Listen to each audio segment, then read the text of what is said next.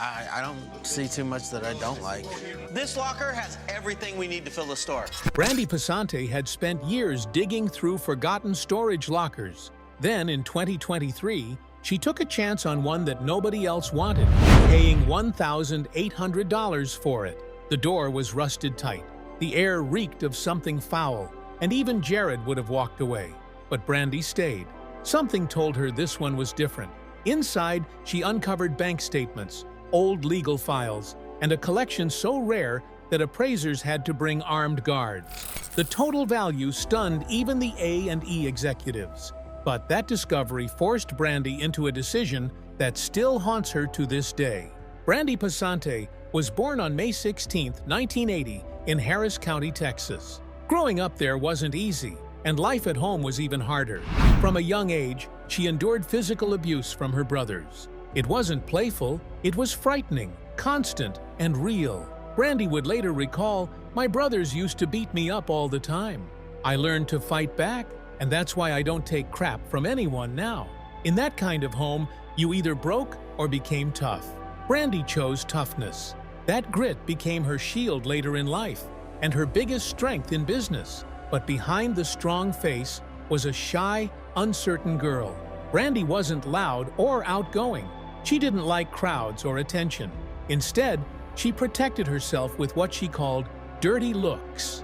It wasn't anger, it was defense. If she looked cold or distant, maybe people would leave her alone. That guarded look followed her into adulthood. Years later, fans of Storage Wars would recognize that same glare. She often laughed about it, saying her resting bitch face wasn't about attitude. It was just a way to hide how nervous she really was inside. Her childhood wasn't just chaotic, it was emotionally empty. There was no real warmth, no sense of safety. That kind of pain forces a person to grow up fast. Brandi stopped depending on others. She learned to trust her own instincts. She could read people, their moods, their lies, their intentions, just by watching. That survival skill became priceless in her later career. In the world of storage auctions, where every second counts and gut feeling can mean profit or loss, Brandi had an edge. She didn't learn it from books. She learned it from surviving. Who are all these people? I had to throw my full party in the front yard. We got the taco guy over. Life began shifting when her family moved to California. It was a huge change. New surroundings, new faces, but it gave her a chance to leave some of the pain behind. In California, she finally found a fresh start. That's where she met Jared Schultz. The two clicked, and what began as a casual connection turned into a powerful partnership. They started working together, diving headfirst into the unpredictable world of storage auctions. It was a business full of risks and quick decisions, but Brandi was built for that kind of chaos. Her past had trained her to stay calm when things got messy. She didn't back down. She adapted, fought harder, and found her rhythm. Even before fame came knocking, Brandi already had a strong work ethic. She never had the luxury of taking it easy. With little money and almost no emotional support, she carried her own weight from a young age, taking odd jobs, helping wherever she could, and never waiting for a rescue. That independence became her identity. We need shelf filler, we need furniture. All we're looking for is quality. Sounds good. In 1999, fate brought Brandi Passante and Jared Schultz together at a carpet cleaning company in Tustin, California. Jared was the sales manager. Brandi was the new employee. It wasn't love at first sight. Jared had a rough edge, and a friend even left notes on his truck reminding him to treat her better. Brandi wasn't exactly impressed either. In her words, "He wore me down." He was persistent. Their connection started not with romance, but with persistence and long days surrounded by cleaning chemicals. Yet somehow, it worked. That unlikely beginning turned into one of reality TV's most iconic partnerships. Their early work turned out to be surprisingly useful later on. Cleaning other people's messes and sorting through forgotten junk taught them to recognize value where others saw trash. When Jared's aunt, who managed a storage community, suggested they attend a local auction, they decided to give it a shot. Thanks to their past jobs, they already had the right mindset. While others hesitated to dig through grime, Brandi and Jared dove right in. To them, every dusty box was a mystery to solve, and possibly a hidden treasure waiting to be found. Before Storage Wars ever aired, they took a leap of faith. In February 2010, they opened a thrift shop called Now and Then in Orange, California. The goal was simple: buy cheap items from storage units and flip them for profit. It wasn't glamorous, but it worked. The store did well enough for them to open a second one in Long Beach in March 2013. They even hosted a lively grand opening with fans, music, and food. But the retail world is unforgiving. The Long Beach location struggled and eventually closed in 2014. The original Orange shop quietly shut down around 2016. Still, those stores mattered. They were proof of their courage to bet on themselves. And that gamble caught the attention of TV producers. The Now and Then stores weren't just shops. They were the launch pads that propelled Brandi and Jared into television fame. Paying for itself already. Whoa! There's some good tools back here. When Storage Wars premiered on December 1st, 2010, Brandi and Jared instantly changed the game. At just 30 years old, Brandi wasn't only one of the youngest bidders. She was one of the boldest. The veteran buyers had experience, but Brandi had something different: nerve. Together, she and Jared earned the nickname the Young Guns. They were fearless, unpredictable, and relatable. Between raising 2 kids and running their store, they showed audiences that chasing a dream wasn't easy, but it was possible. Their energy gave the show a fresh spark. From the very beginning, Brandi stood out. She didn't fake emotions for the camera. What viewers saw was real. The eye rolls, the sighs, the rare smiles when a risky bid paid off. Unlike others who played up drama, Brandi kept it authentic. That honesty made her one of the most beloved faces on the show. She didn't pretend to know everything. She admitted mistakes, laughed at herself, and always called things as she saw them, especially when Jared got reckless. Fans connected with that raw honesty. She once said Storage Wars was a blessing and a curse, a glimpse into how success could be both rewarding and exhausting. That same realness carried over to social media. Come on, wait, up. Go a little forward, now go back. What? Back! Off camera, Brandi shared her true life. No filters, no pretending. Her authenticity built a loyal following that stuck with her long after many other reality stars faded away. The fame from Storage Wars transformed their thrift store overnight. What used to be a small secondhand shop relying on walk-ins suddenly became a fan destination. People lined up hoping to meet Brandi or grab a souvenir from the show. For a while, business boomed. By 2013, they'd opened that second location in Long Beach. But the buzz eventually cooled and reality set in. The Long Beach store shut down within a year, and the original Orange shop closed a couple of years later. Still, that rise and fall mirrored the unpredictable nature of TV fame. Through it all, Brandi's reputation as a sharp, fearless businesswoman stayed intact and helped her carve new paths after the cameras stopped rolling. In 2014, A&E gave Brandi and Jared their own spin-off, Brandi and Jared, Married to the Job. It premiered on August 12th and gave fans a peek into their lives beyond the auctions, raising kids, running stores, and surviving fame together. It showed their arguments, laughter, and stress. Real life, unfiltered.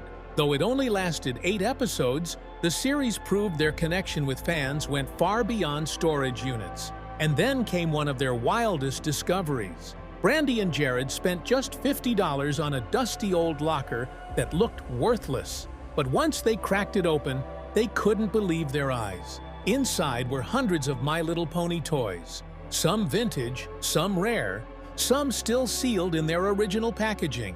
It wasn't just nostalgia, it was a gold mine.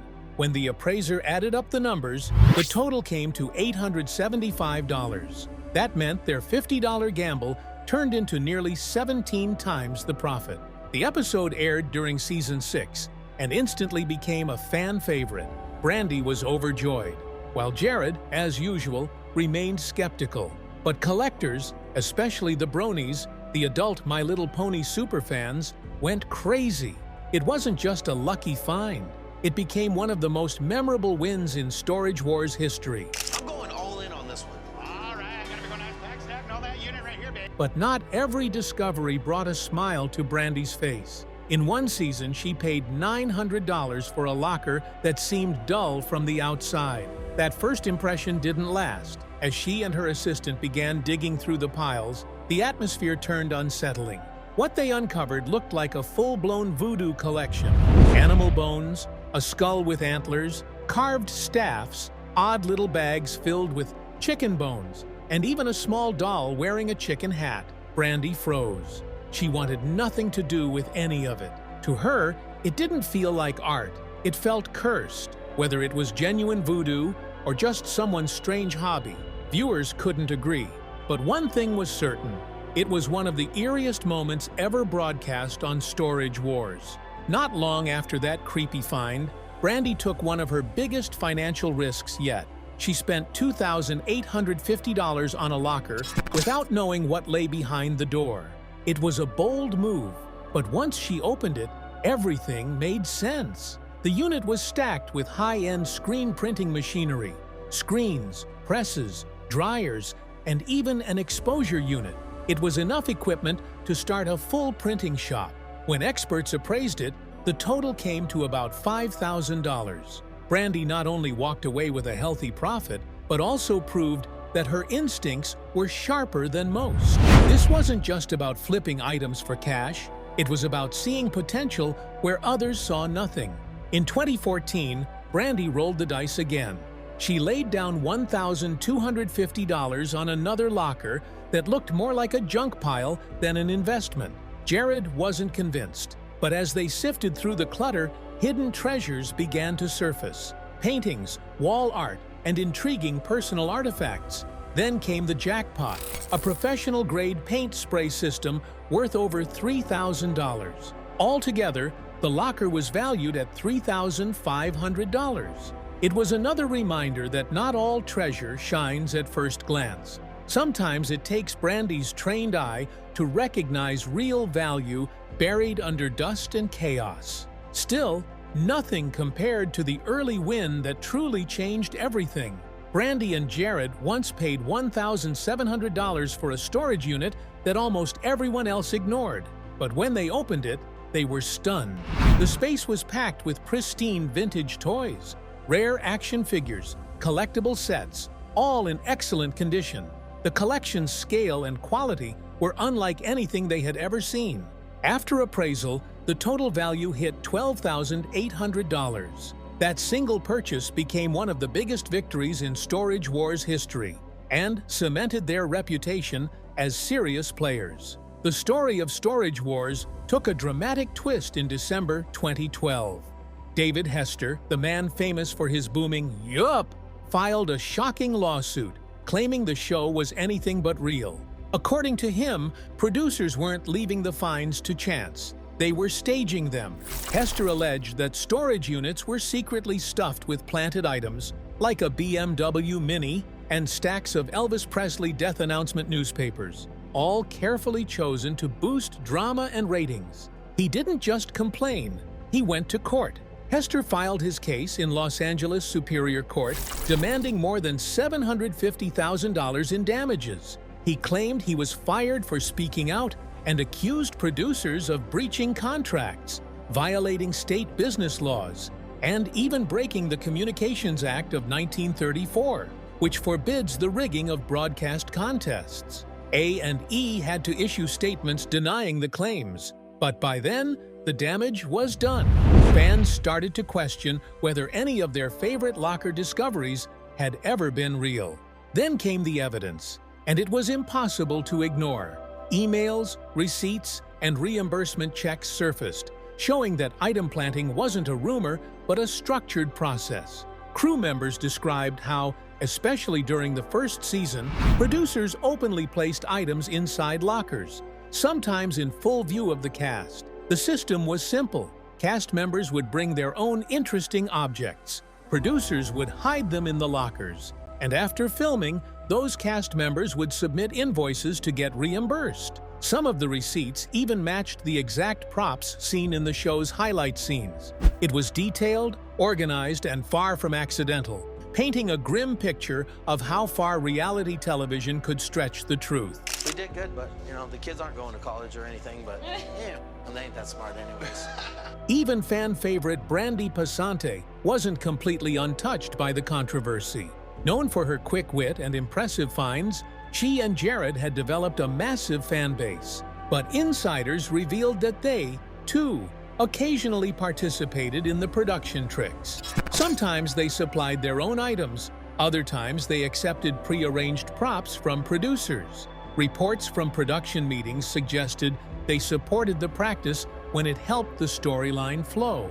Whether they were handed the objects or brought them themselves, it became nearly impossible to tell which discoveries were real and which were planted. If something seemed too perfect or conveniently timed, odds were it was. Behind the cameras, the pressure was relentless.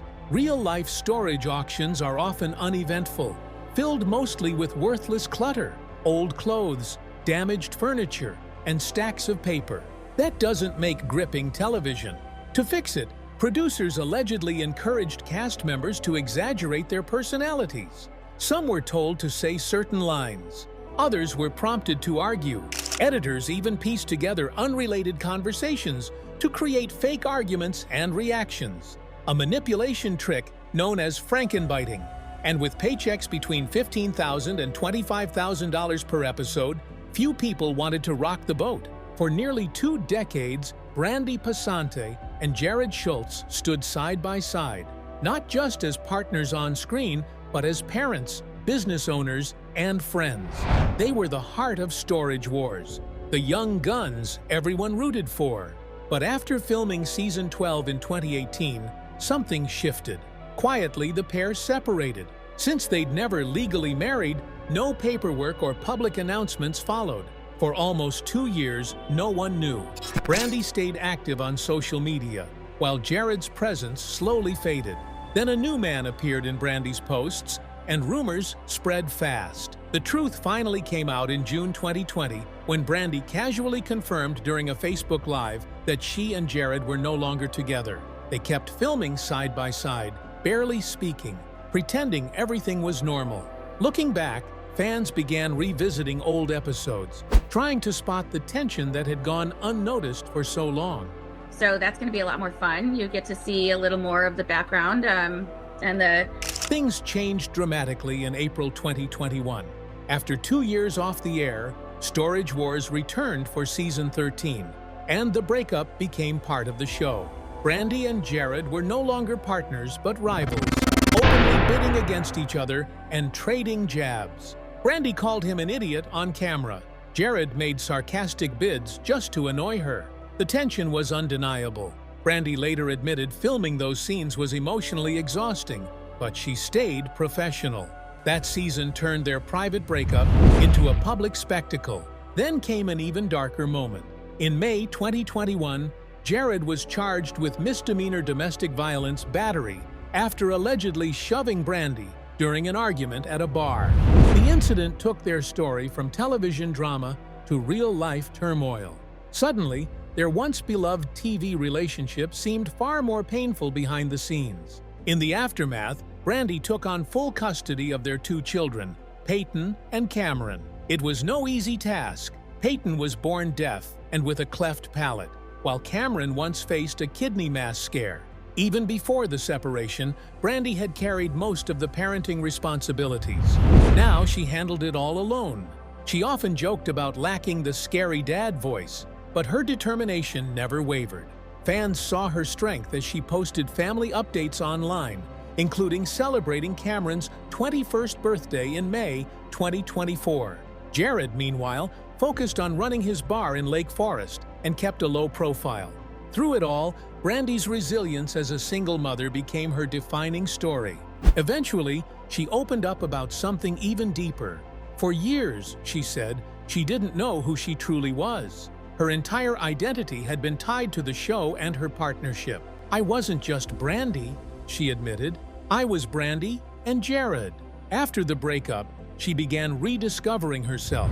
Calling it a time of rebuilding and rebirth, following her split, Brandi decided to turn her pain into purpose. In 2019, she teamed up with the nonprofit Women's Own Worth, an organization helping survivors of domestic abuse. At their annual WOApalooza event, she served as MC and helped raise $100,000 in a single night. It wasn't about publicity, it was personal. Brandi had faced her own share of struggles, and now she wanted to help others find their strength too. Then came the infamous bar altercation. In April 2021, Brandi was at a local bar in Orange County when Jared unexpectedly showed up. Witnesses later said Brandi asked him to leave, but he refused. Things escalated.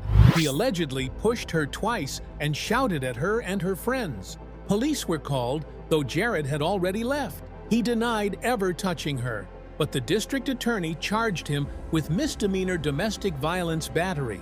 Fans were stunned. The breakup everyone thought was civil now seemed to have a much darker truth behind it. By 2023, Brandi's personal life made headlines again, this time for something far happier. She revealed her new relationship with Clifford Beaver, a real estate agent and owner of Our Place Bar and Grill in Lake Forest, California. After nearly 20 years with Jared, this new chapter felt refreshing. On social media, the two appeared joyful and relaxed, sharing family trips, birthday posts, and behind-the-scenes clips from Clifford's bar. In May 2024, Clifford posted a birthday montage of Brandi, filled with laughter, travel, and blended family moments. Fans noticed how peaceful and genuinely happy she looked. This wasn't just a new romance, it was her peace finally returning. Then came another bold step. In June 2025, Brandi announced her podcast, The Real Reality, with Brandi Passante. She promised it wouldn't be sugar-coated. Listeners would finally hear what really happens behind the cameras of reality TV. The raw, unfiltered truth. She teased it with a fiery caption. "It's about to get real!" With over 260 Storage Wars episodes behind her, plus a spin-off, fans knew she had stories worth hearing. The podcast, set to air across all major platforms including YouTube, instantly became one of the most anticipated launches of the year. Oh my God. Oh, sup, girl? Damn, you look fly. Just when people thought they'd seen it all, Brandi teased another project. In February 2025, she posted photos from inside a recording studio with the caption, "She back. Stay tuned." The post sparked wild speculation. Was it part of her podcast, a new show, or maybe even music? No one knew for sure. But in a world where most celebrity news leaks early, Brandi managed to keep everyone guessing. Her mystery only fueled more excitement, proving once again that she had mastered the art of reinvention. Financially, Brandi Passante is thriving. As of 2025, her estimated net worth sits around $2 million. Most of it came from her years on Storage Wars, where she earned roughly $15,000 per episode. With more than 260 episodes, that's nearly $4 million in gross earnings, before adding her spin-off, thrift store profits, and merchandise sales. From humble beginnings to television fame, Brandi's story is one of resilience, strategy, and growth. She and Jared started out with almost nothing, the youngest bidders with the smallest budget. But through determination and courage, Brandi turned her reality TV fame into a long-term empire, one built not just on luck, but on her fearless to keep reinventing herself, time and time again. Brandi's story isn't just about storage lockers, auctions, or reality TV fame. It's about resilience, reinvention, and finding strength when life throws you into chaos. From haunted lockers and voodoo dolls to vintage treasures and heartbreaking splits, she has faced it all and emerged stronger, wiser, and unapologetically herself. She's no longer just Brandi from Storage Wars. She's a mother, a businesswoman, a survivor, and a creative force carving her own path. Every challenge, every setback, and every surprising win has shaped the woman she is today. Brandi proves that even when the world doubts you, even when the cameras stop rolling, your story is still yours to write. And for her fans, The lesson is clear. Life, much like a dusty storage unit, often hides unexpected treasures. But only those brave enough to dig, face the shadows, and trust themselves will ever discover them. This is Brandi Passante, fearless, relentless, and always ready for whatever's behind the next door. If you enjoyed this deep dive into Brandi's journey, don't forget to like this video and subscribe for more stories that uncover the hidden gems of reality TV, true life drama, and incredible comebacks. Hit the bell so you never miss an update.